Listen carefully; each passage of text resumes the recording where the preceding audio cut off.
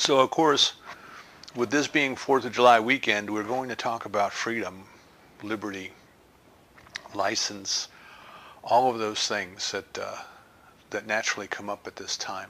I'm going to talk a little bit in a historical perspective, and I think we have to kind of keep in mind that what we see as history, what we see written down in the history books, is really a record of human thought, human belief, human emotion. People do the things that they do because it seems reasonable to them, it seems right to them. Even the horrible things that people do, to somebody it seemed right at the time, seemed reasonable. But we can look back over what we call the record of human history, and we can see the consciousness of the people. We can understand the consciousness of the people. Emmett Fox tells us that we can read the Bible and we can read a story about Moses and the Pharaoh, something that happened 4,000 years ago historically. But we can understand the characters involved. We can understand their mindset. We can understand their motivation because we're not too far removed. We're removed in years by thousands of years, but in terms of maturity of consciousness, we are really not that far removed. And those characters in the Bible, the Moses and the Pharaoh and all the different characters, they represent a state of human consciousness. And we are each familiar with those states of human consciousness because in fact we are all of those.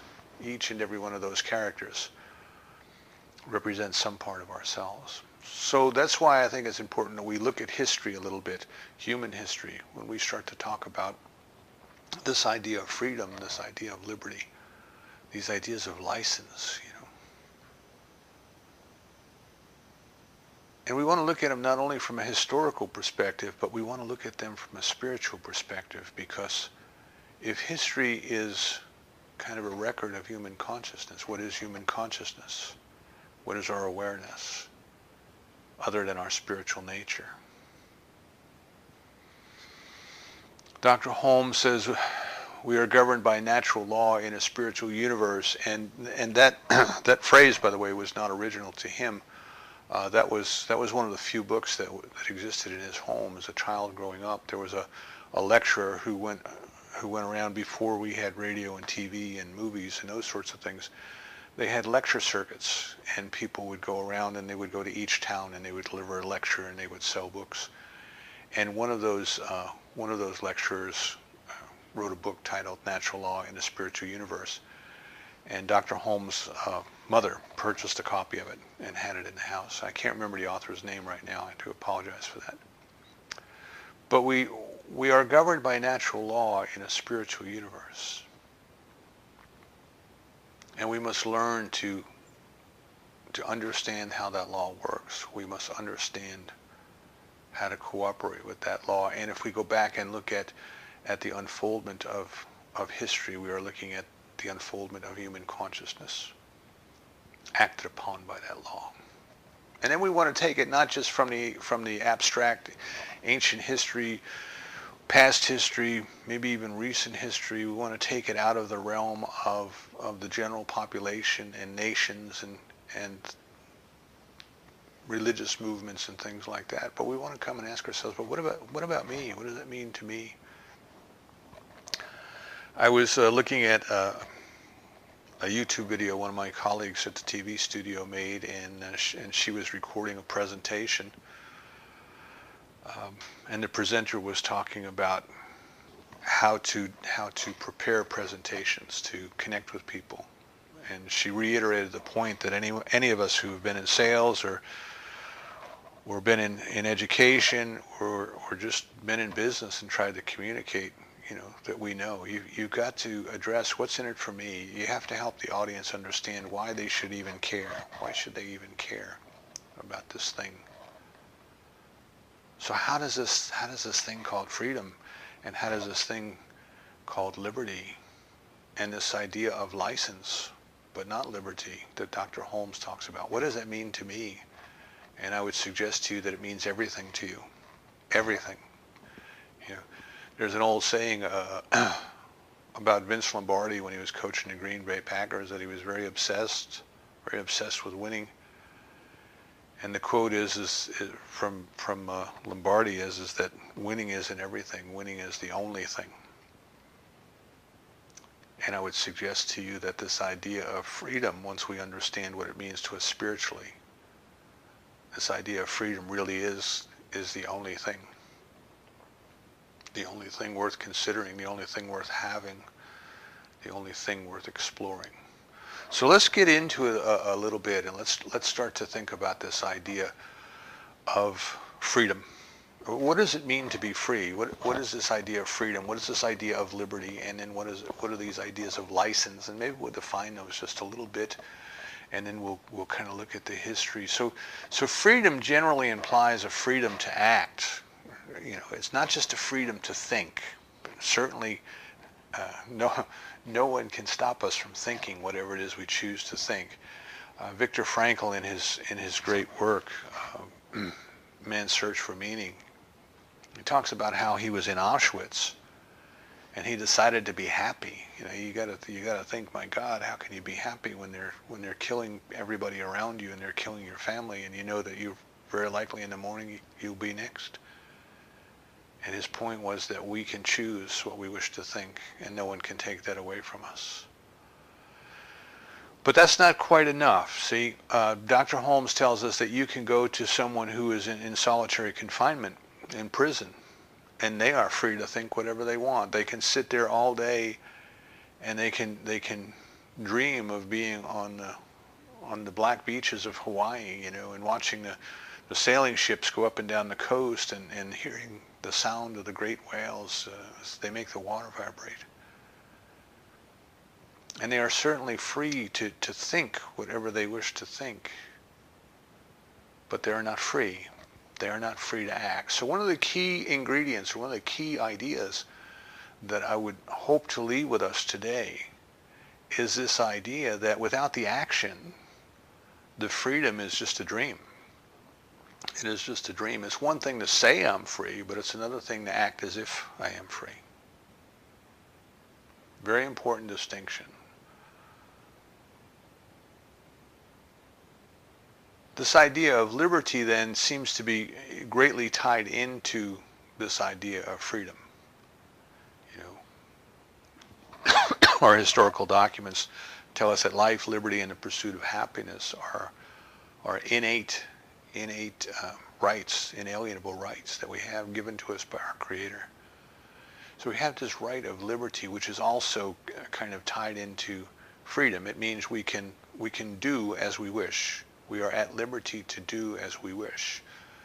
And we have to have an understanding or a caveat on that even though we have this idea of freedom, this idea of liberty, there is an implication in there that we can't do just whatever we want to do.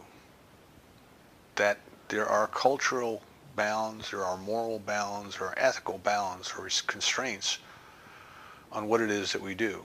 So this is where the idea of license comes in. License is kind of meaning do whatever you want regardless of what happens to anybody else, Just don't care about anybody else, just go do whatever you want. And that's license. License kind of implies there are no consequences. There are no consequences, negative consequences, for doing just whatever it is that you choose to do. If everybody else annoys you, then you can go, as the Alice in the Looking Glass, the Queen, off with their heads, off with their heads. So Dr. Holmes tells us that we have liberty but not license. And what he means by that is we are free to think, to choose, to believe whatever we wish to do. We have the liberty to do that under the constraints of the natural law of the spiritual universe. To put it into terms of our society, we are free to do what we want to do, providing we do not interfere with somebody else's rights, somebody else's right to life, liberty, and the pursuit of happiness.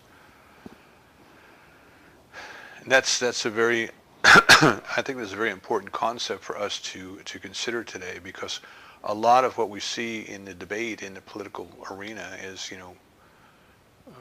people demanding what they want without considering what impact it has on somebody else. Don't care about anybody else. Just give me what I want and the heck with anybody else. And that's where the concept of justice comes in. Liberty and justice for all. And just like Superman told us, liberty and justice for all. See, if we don't have justice for all, if we don't have liberty for all or freedom for all, does any of us really have liberty or freedom? Or is it kind of a restricted idea? So this idea of freedom is that we have the ability to act, and we do act. Not just that we think about it, but we actually do something with it. We act in the manner that we choose to act. We act in the manner that is fulfilling to us. And we act in a manner that does no harm to another. Does not try to rob anyone of anything, does not try to take anything away from anyone. Dr. Holmes kind of, in regards to like morality and ethics, he gives us a very simple test. He says, does this thing that I desire to do, does it give a greater expression to life, to love, to truth, to beauty, to joy, to happiness, to the aspects of God? And does it rob anything from anyone or take anything away from anyone? And if it gives a greater expression to some aspect of God and it doesn't harm anyone in any way, then do it. Do it if that's what you want to do. Because all of the universe is for you, because the divine has created you to express through you. And what you desire to do to give it greater expression, it naturally must support. But because it is part of everyone, then anything that we do to harm another, we harm it and we ultimately harm ourselves. The idea of karma, it goes around, comes around. You can't steal from another without stealing from yourself. Emmett Fox tells us that if you understood that if you put your hand in somebody else's pocket and took out a $20 bill, you might as well be taking it out of your own. If you really understood what you were doing to yourself, you wouldn't do it. So the German philosopher Hegel tells us that history is a recording of the consciousness of freedom. That's what history is, the consciousness of freedom. History is the record of the consciousness of freedom. And a while later, Karl Marx came along. Karl Marx was influenced by him, and Marx said that, all of history is a record of class struggle. Kind of the same concept, but Marx was putting it in his terms of a struggle of the classes. But nevertheless, what were the classes struggling about? What would they be struggling about? And typically, if you look at it, it comes down to this idea of freedom. Somebody wants to do something that somebody else won't let them do, and there's a struggle. Or somebody wants to take something away from somebody else who has it. They feel entitled to it. We need to go invade them because they've got diamonds or gold or other resources that we want. And they want to go in and take something away from someone. They want to take away their freedom. So in that broader context, you can kind of say, well, yeah, history is a record of the consciousness of freedom, the consciousness of freedom. So now we come into our country here, into the United States of America, and we're getting ready to celebrate the official Independence Day, July 4th, 1776.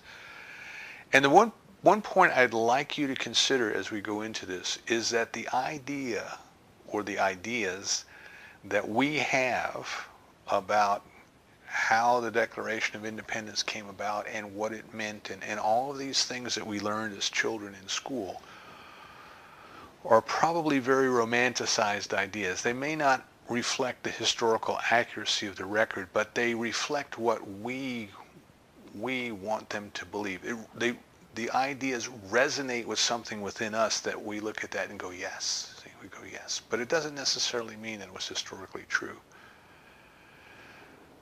So we start off with we the people in order to form a more perfect union. We learned that as the preamble of the Constitution as children. But who is this we? Who is this we the people that those words reflect? Was there ever really a we, a one harmonious we the people? And I don't know that there ever was. There was always different groups and factions that had their different desires and their different wants, and there are different ways of pursuing freedom, and many of those desires kind of got rolled up into the collective the collective desire of we want change, we want something different, but they didn't necessarily all want the same. Each group didn't want the same. So if you're interested in history, if you're interested in kind of going back a little bit, I would just suggest to you there's a book by a gentleman named Scott Seifert, S-Y-F-E-R-T or F-E-R-R-T, something like that. And it's called The First Declaration of Independence, and there's a question mark. First Declaration of Independence, question mark. And it's the controversial history of the Mecklenburg Declaration. Now, Mecklenburg County, for those who are not familiar with the geography, Mecklenburg County is where Charlotte, North Carolina is, just a little bit north of us. Mecklenburg County was named for the county in Germany where Queen Charlotte was born. Queen Charlotte was the queen of King George III, who was in charge of the colonies here in the colonial time, the English colonies here. And you have to consider that this area that we're in now, I'm just below Charlotte, this area that we're in, it was kind of like the edge of civilization, English civilization. At that time, the colony of North Carolina only went over to the mountains, and the British really didn't want to go any further. They didn't want to go over the Appalachians because they didn't have the resources to protect it. Now, some of our founding fathers, who we kind of been taught, were so generous and kind and all these things, they wanted to go over the mountains because of land speculation. They were actually buying up land that didn't belong to them so that they could sell it once the colonies expanded. So kind of one of their desires was to expand so that they could make money. But this edge, this kind of edge of civilization here, was called the back country, or in South Carolina here they call it the up country. And what happened was in the 1750s we had great migrations of people who came in through Philadelphia. And the good land up in Pennsylvania was gone by that time. So what they did was they came down what was called the Great Wagon Road. Now, if you're interested, if you take the Pennsylvania Turnpike from Philadelphia over the Harrisburg, come down 81 past Roanoke, and then come down 77 and down towards Columbia, South Carolina, that is more or less the route that the pioneers took. And that's why down here where I live, we live in York County, South Carolina. It's named after York, Pennsylvania. There's also a Lancaster. One county over is Lancaster. There's a Chester just down the road. So as the immigrants came down in their wagons, came down the Great Wagon Road, they kind of named the places the same as the ones that they were leaving. But many of these people, when they came down, were Presbyterian. They were Scots-Irish or Ulster Scots, right? So these were Scottish people who the British had put into Northern Ireland to work the Ulster plantation, and then kind of took them out of there, and they were looking for something better. They were looking for what they thought was freedom. They were looking for a place to live, a place where they could work hard, a place where they could build a homestead, raise their family, and when they died, they could give off the farm to their children. That was their dream when they were coming down here. But they weren't free. They weren't free. See, the official religion of the colony was the Church of England. Here was Episcopalian. And people who lived here, even though they weren't Episcopalian, be they Presbyterian or Baptist or some other denomination, we had a lot of different denominations come down here. The Dunkers, the German Baptists, came down here. The Brethren, also kind of part of that same movement. But we had a lot of independent religions kind of came as people migrated. They were seeking freedom. They were seeking freedom. But the Presbyterian ministers were not allowed to officiate weddings. The Presbyterian people could not have a theological seminary here. They could not train and ordain ministers. So part of their push against the establishment was they went along with the fight because what they hoped to get out of it was freedom. They named Charlotte after Queen Charlotte. They named Mecklenburg after the place she was born in hopes of appeasing King George. But when they couldn't do that, then they decided to fight. They decided to join a revolution.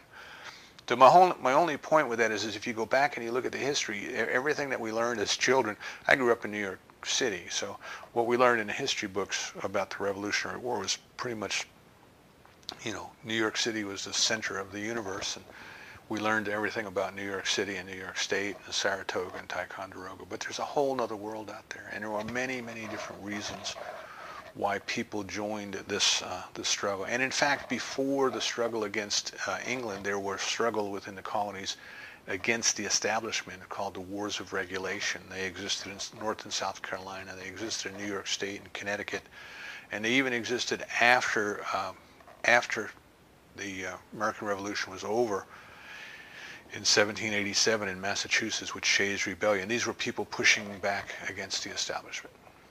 My only point in telling you all this is that everybody was looking for freedom, and they each had a different understanding of what that freedom meant, what they wanted in that freedom. This idea of freedom is something that is innate. It is within us. It is something that we truly believe is an inalienable right, and people have believed it for a very long time. It's there. It's kind of like breathing, you know. There's something within us that has to breathe and expects that we should be able to breathe. And if somebody were to make it difficult for us to breathe, we would push back. We would push back against them and say, hey, you're interfering with my right to breathe. There's something within us that knows that we ought to be free, and that we ought to pursue that freedom in a manner that makes reasonable sense to us, in a manner that does not harm another, that does not take anything away from another. So Emmett Fox, one of my favorite teachers, Emmett Fox, wrote a little pamphlet, and it's called The Historical Destiny of the United States. It's just a little pamphlet, maybe 25 or 30 pages long. I looked for it this morning on the internet. I couldn't find it in PDF format, but it's on Google Play in an ebook format for 99 cents if anybody wants to get it and read it. But Emmett Fox kind of takes this idea that I'm talking about. See, that there's something within the individual. There's something within the individual that knows that it ought to be free. There's something within the individual that desires to be free. And that comes out, and that has been coming out over the course of human events, through human history. It has been coming out for thousands and thousands and thousands of years. And I think in that regard, Dr. Fox would also agree that what we're looking at when we're looking at human history is we are looking at the consciousness of freedom as it unfolds. So there was a time when people were, we lived in smaller communities and tribes and clans and things like that, and there was someone in charge, and people did what they needed to do for the good of the tribe, for the good of the community. This is an important shift when we come to the United States, an important shift that we need to recognize. Is in the East there is this concept that the culture or the tribe or the civilization or the community is what is important, and the individual's role within that is only to support that. That's not everywhere in the East, but in some places in the East. All right, so the worth of the individual is pretty much the worth of what that individual can contribute to society. When I was drafted in the Army, from the minute you set foot in the Army, it is drilled into your head that the unit is what is important, not the individual, but the unit, that you must always act in the manner that is for the best interest of the unit. Even if that means putting yourself in danger, even if that means sacrificing your own life, if that's what's necessary to protect the unit, that is what is drilled into your head. 24 hours a day, 7 days a week, it is drilled into your head. That's why from the very first day you're in there, you start marching in formation. You're no longer an individual. You're a member of a unit. So in some societies, what happened is there's this idea that the value of the individual is really only measured in terms of what they can contribute to society. And the individual freedoms are superseded by the rules, the regulations, and the needs of society. And as you can understand that there was a time where that was important. There was a time in the evolution of the human race that was important, that we behave that way. But over time, you see, what happened is that started to become an outdated mode, and it became an abused mode. It became an abused form of government. You can see when we start to move into the Middle Ages and into the feudal system, suddenly we have this idea that the rich person or the toughest person owned the land, and the land belonged to the king, and the peasants, the people who worked the land, they only did so at the pleasure of the king. And the king would put people in charge of the different areas, landlords, my lord, that's where they comes from. And their purpose was to generate income from the land and ship it to the king, right? To extract wealth from the land and ship it to the king. And they would do that by subdividing the land and then leasing it out and then charging people more and more to lease the land. And then they would take their their cut, and they would pass it on up to the king. And if they didn't pass enough on up to the king, well, the king would get somebody else to give somebody else the land. And that's the way the colonies started here. You can still go back in the Carolinas and find land that hasn't changed hands since it was transferred to someone, to a family under a grant from the king. And that's what was going on here in Mecklenburg County before the Revolution. The land agents were coming in and selling the same piece of land 2 or 3 times and making lots of money off of it, and that was part of the reason that the people here pushed back. They were fighting corruption. So you can see then we kind of move through the evolution of human consciousness. We move through this idea of the importance of complete allegiance to the power, whatever the power might be, without regard to the individual's wants or needs or desires, to a point in time where the people said, wait a second, but what about our freedoms? What about our freedoms? This system is an abusive system. You're taking everything that we do, and we have nothing to show for it. So this push started to come up, that the individuals were important. The individuals had rights. The individuals had freedom. And then you saw a shift that said, well, wait a second, the monarchy is only ruled by the will of the people. So there was this turnabout then that suddenly the people became important. And Emmett Fox sees this as a shift, as the unfoldment of human consciousness, of human beings suddenly starting to realize their self-worth and saying, wait a second, what about us? What about our individual wants and needs and desires? And as Emmett Fox was writing this pamphlet somewhere around 1940, 50, somewhere around there, maybe in the 30s. I think he came here in the 20s and he died in the late 50s. He said this evolution that we saw, this movement to this continent, was kind of a natural unfoldment of the human desire to be free. The human desire to be free. See, Emma Curtis Hopkins tells us that everything moves because it is seeking its good, right? That the fundamental motivation of all of life is that there is a good for me and I ought to have it. She says the worm crawling up the leaf, the caterpillar crawling up the leaf, is doing so because it knows there's a good there and it ought to have it. The seabirds flying out to sea at the break of dawn are flying out to sea because there's a good out there for them and they ought to have it in the fish that they're going to catch and they're going to eat that day. And human beings are motivated in the same way. There's a fundamental belief that there's something good for me and I ought to have it.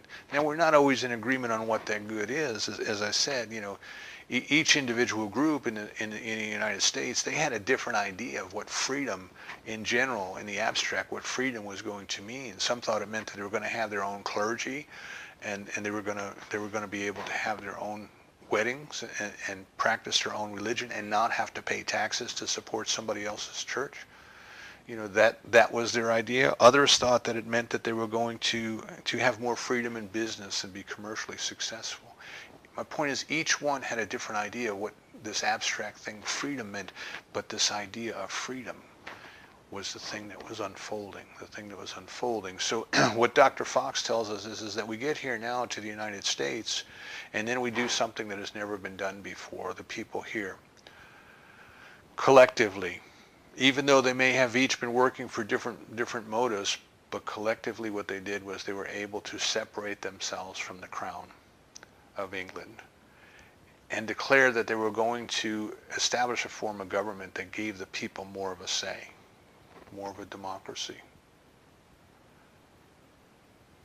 And what Dr. Fox tells us then is if you continue to follow that idea along, that all through this evolution, what we have been seeing is this unfoldment of a greater and greater degree of this awareness of the freedom, the liberty, but not the license, the freedom and the liberty of the individual, that ultimately what must happen is that we as human beings will begin to exercise more completely that freedom. Thomas Troward says something very similar when he talks about the creative process in the human being and the evolution of humans. He says, if you look at evolution, biological evolution, if you look at it from every step of the way, that every advancement in evolution gave us two things, It gave us a greater degree of intelligence and it gave us a greater degree of movement. So, you would say you move from the amoeba to the worm, for example, and the worm can move in a different way to a greater degree than the amoeba, and it has a greater degree of intelligence, and you continue to move up whatever each step in the chain of evolution might be. As you continue to move up that point, you get to the human being, which is kind of, as far as we know, the highest degree of intelligence and the highest degree of mobility that there is at this time. Right? So we can build planes and we can fly and we can build ships and we can sail and we can do all those things because of our desire to be free. Our desire to be free and our desire to move, and the intelligence that we have developed that allows us to figure all of these things out. And what Troward tells us is that we have reached a point where we have to take the next step. We have entered into the fifth kingdom, the spiritual kingdom. And I think this is what Dr. Fox is trying to tell. Dr. Fox, by the way, was a student of Thomas Troward. And I think that this is what Emmett Fox is telling us, that we have reached a point where we can say, yes, we can build governments, and we can change governments, and we can move things around, and we can do all of these institutional things in order to declare our freedom. But now we have reached a point where it is the responsibility of each and every individual to accept his or her individual freedom and to act upon it, If you take a deep breath and you step back far enough away from politics, and the politics that we see going on right now, there's all kinds of confusion, there's all kinds of anger, there's all kinds of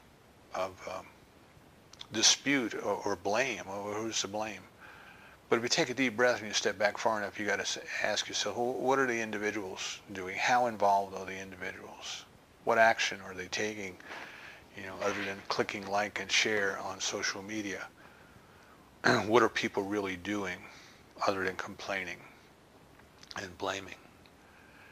And this is just a phase, I believe, that we're going through. It's a phase where we're going to have to go, but wait a minute,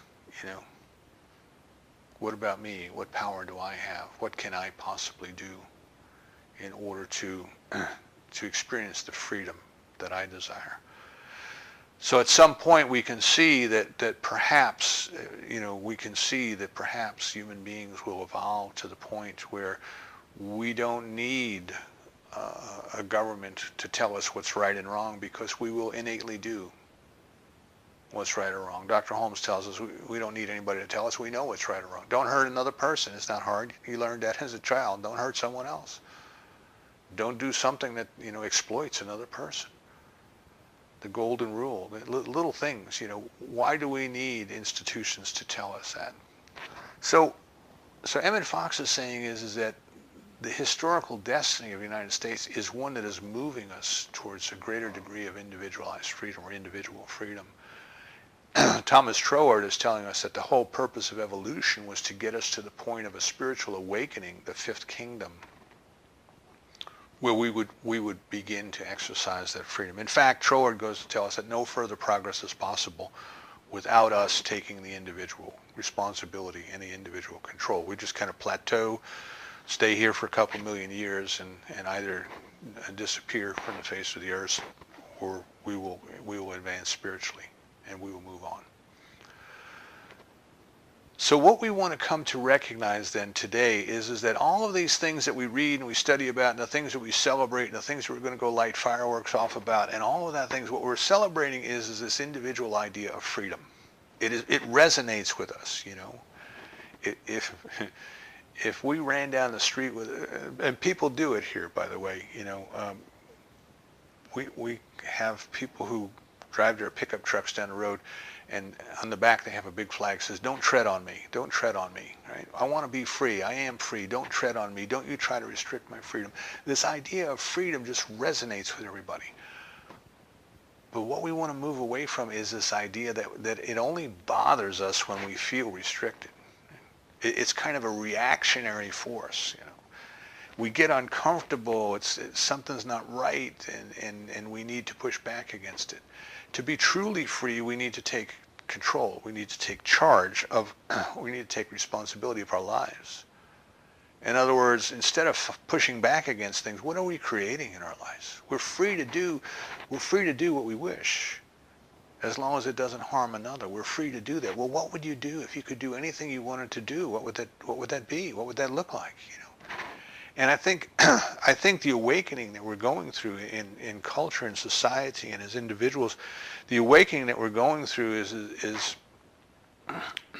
people tend to get to a point where they're comfortable, and then they stop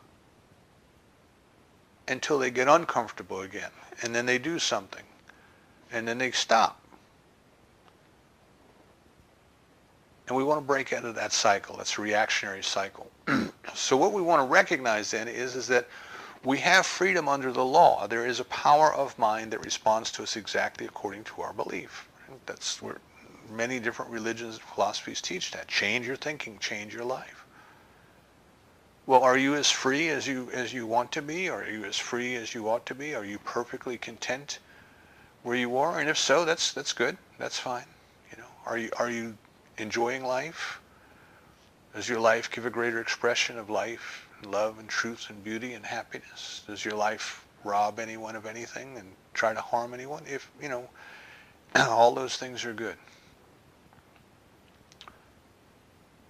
Is there something else that you would like to create? Is there something else that you would like to do? You know, and I think for most of us the answer to that is always, well, yeah, sure. I used to ask people in the days when Ed McMahon was doing the Publishers Clearinghouse commercials, you know, I used to ask people, if Ed McMahon came and rang your doorbell and they had that van in your driveway and they were going to give you $11 million, do you think you could find something to do with it? And most people would say, yeah, oh God, yeah, would I ever? Well, you're free to do that. Whatever that is, whatever that represents to you, you know. People say, well, I'll buy a boat. Well, what does that boat represent to you? Well, the boat represents freedom. Well, freedom to do what? You know. Well, freedom to travel. Ah, so you want to travel. What would travel allow you to do? Well, I would get to experience different cultures. I would get to experience different people and meet different people and experience different food. Ah, so meeting other people, experiencing new things. That might be what you want for your freedom. So we come to recognize then that we have been given this ability to interact with this natural law in a spiritual universe. We as human beings, as Viktor Frankl told us, we are perfectly free to choose whatever we wish to choose, to think whatever we wish to think. But we have to recognize that there's a power that also acts upon that thought, acts upon that choice, acts upon that belief. And we are not immune to that, you know. So we can't go around believing in lack, believing in hate, believing in violence, believing in all of those things that are so prevalent in our society today, believing in anger and blaming other people for the way things are. without tossing that boomerang out and having it come back to us. We have this power in the universe that is ready, willing, and able to respond to us exactly according to our belief, but we must take action. We just can't sit around thinking about it. We can't sit around talking about it. We have to implement it, you know. So at some point, the group of people that we call the Founding Fathers got together and they sat down and they wrote their Declaration of Independence. And they signed their names to it. And they signed their names to it with a commitment. They pledged their lives, their fortunes, and their sacred honors. They knew what they were doing would result in the death penalty if they were caught. But I want to talk for just a minute about what they did and this spiritual law that we're working with. Because what they did was they understood what it was that they wanted. They declared their intention. They stated that human beings were endowed with inalienable rights of life, liberty, and the pursuit of happiness, and they were endowed by their creators. So they understood that this thing that they were declaring came from God. That God already is free, God already is life, God already is liberty, God already is the pursuit of happiness. And that God has endowed its creation with those very qualities. And then they declared them. They declared them, that they would have them, that they would build the form of government. They had the right to build the form of government. They had the right to do whatever needed to be done in order to experience these things. And then they committed themselves to them. Now the process that we have just described there is a process that we will probably recognize as treatment or affirmative prayer. What is this very thing that you desire that would allow you to express and experience your freedom to an even greater degree? Can you recognize that God already is that? Can you recognize that God has created you out of itself, and that is true of you at the essence of your being? Is it freedom? What is it? Is it health? What is it? Is it prosperity? All of these things are aspects of God. And they are yours by birthright, by birthright. They're not yours at the expense of another person. You can have your good without denying anyone else theirs. But they are yours by birthright. There's a sense of entitlement. There's a sense of rightness that we declare for ourselves the right to experience our freedom in the manner that we choose in our individual lives as a person. And then are we committed to it? Are we really committed to it? You know, I think it was John Adams said, if they catch us, I pray they grease the rope when they hang us. That was commitment. That was commitment. How committed are we to accepting the changes in our lives that we need to accept in order to allow freedom to express itself in a new and different way? Are we willing to do our spiritual practice, to do our affirmative prayer, to do our spiritual mind treatment on a regular basis until the demonstration is made? If it gets a little uncomfortable along the way as we have to change, are we willing to move through that discomfort? Are we willing to grow spiritually is the bottom line question. If history is a record of the human consciousness of freedom, then our lives are our own record of the unfoldment of our consciousness of freedom. Dr. Holmes tells us that we must remember that we are bound because we are first free. We use the very power that would set ourselves free to bind ourselves. We use it with our lack, our limitation, with our disbelief, with all of these things that we have adopted along the way. And now it is time to make our personal declaration of independence, to declare our freedom. And just as at the time of the American Revolution, freedom looked like different things to different groups of people all up and down the Great Wagon Road, the idea of personal freedom is going to look different to each and every one of us. So you must decide, you and I each must decide, what does this freedom look like in your lives? Not just to dream about it, not just to think about it. You know, I can close my eyes and go to Tahiti on a schooner. I can do that anytime I want, but that's not the same as getting on a schooner and going to Tahiti.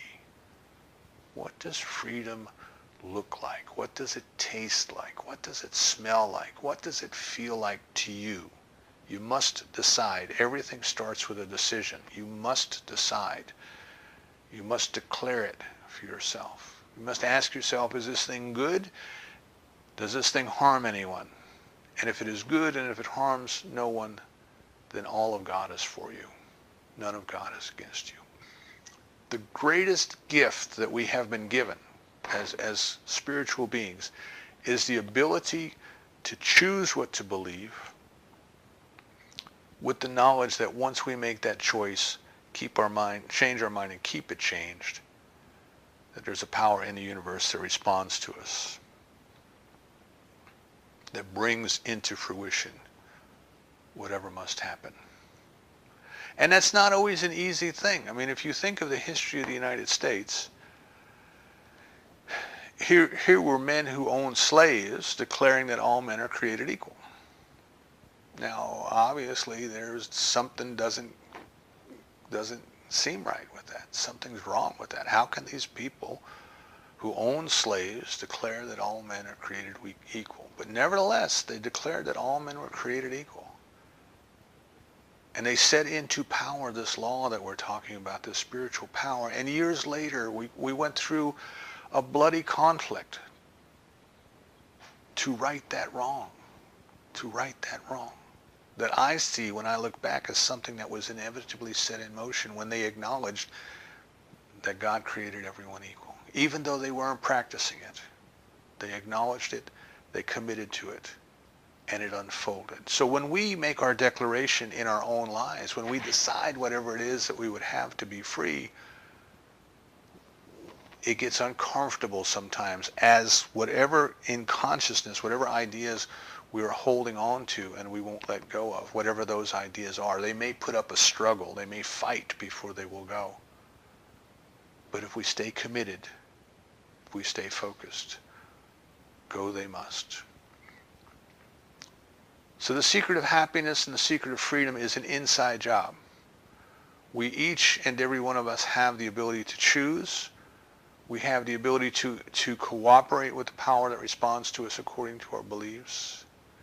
And we know the steps. We know the template. We know the formula. As we go through this week, I'm sure that many, many times you're going to be watching TV or looking at social media and people are going to flash up the Declaration of Independence. And when they do, I invite you to look at that and see that it is an affirmative prayer. There's a power in prayer. You can see what has unfolded in the last 240 odd years. You can see that it has unfolded. But what's more important is what is unfolding in your life. You are the pinnacle of evolution when it comes to demonstrating that individual freedom that God has endowed each and every one of us with. But it will do you absolutely no good if you don't recognize it and exercise it. So I invite you this week, what does freedom look like to you? What are you willing to do in order to set that law in motion in your own life to allow it to unfold for you? The destiny of the individual soul is liberation, is enlightenment, is salvation. It is us moving out of the lack and limitation of human ideas and stepping fully into the spiritual experience. Make your declaration of independence. Declare yourself free from the tyranny of race consciousness and step forward on a great experiment, a great spiritual experiment, a spiritual adventure of you as the master of your own freedom. For that purpose you have come, and so it is.